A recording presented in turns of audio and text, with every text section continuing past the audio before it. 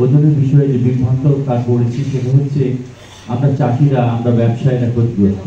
কারণ এই ওজনের ক্ষেত্রে যে আমরা 50, 55, 60 কেজি আমরা নিয়ে থাকি, সেটা কিন্তু আমাদের লাভবান নয়। এটা ব্যবসায়ীরা যারা বিভিন্ন ডিস্ট্রিক্ট থেকে আসে, জেলা থেকে আসে আম ক্রয় করতে, তারাই কিন্তু এটা লাভবান হয়। তাই বিনয়ের সাথে বলবো স্যার, আমাদের এই চাঁপাইনবাবগঞ্জের 4টি বাজার, সেই 4টি বাজার ভোলাহাট, রহনপুর, দেশের বৃহত্তম আম বাজার কানসাট, চাঁপাই সদর এবং শিবগঞ্জে একটি ছোট্ট পাকা আমের বাজার রয়েছে। সব বাজারের মাত্রা যদি, ওজনটা যদি একইভাবে একটা নির্ধারণ হতো, তাহলে আমরা উপকৃত হতাম স্যার। কারণ দেখেন স্যার, ভোলাহাটে 50 থেকে 60 কেজি ওজন হয়, রহনপুরে 60 কেজি ওজন, কানসাটের ক্ষেত্রে 50-52 কেজি ওজন।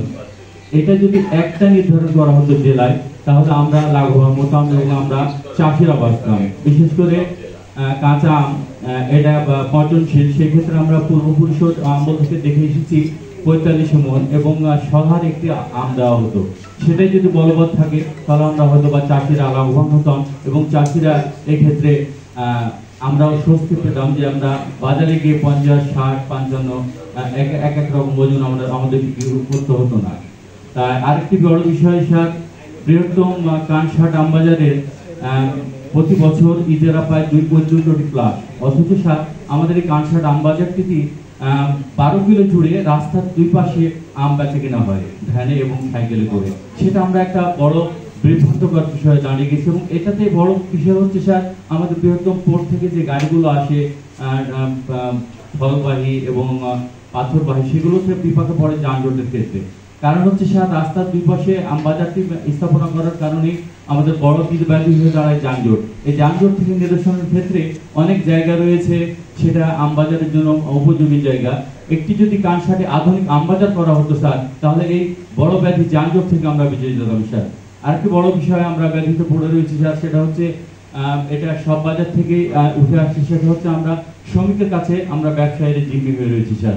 কারণ হচ্ছে স্যার, একটি ট্রাকের ভাড়া কানসাট থেকে ঢাকা 25,000 টাকা, সেক্ষেত্রে 2,000 টাকা খরচ আছে, 27,000 টাকা। তাহলে একটি ট্রাকে যদি 500 ক্যারেট আম যায় স্যার, তাহলে যদি 30,000 টাকা ভাড়া আমরা ধরি সব কিছু খরচ মিলিয়ে, তাহলে আমাদের ভাড়া আসে 50 থেকে 60 টাকা স্যার।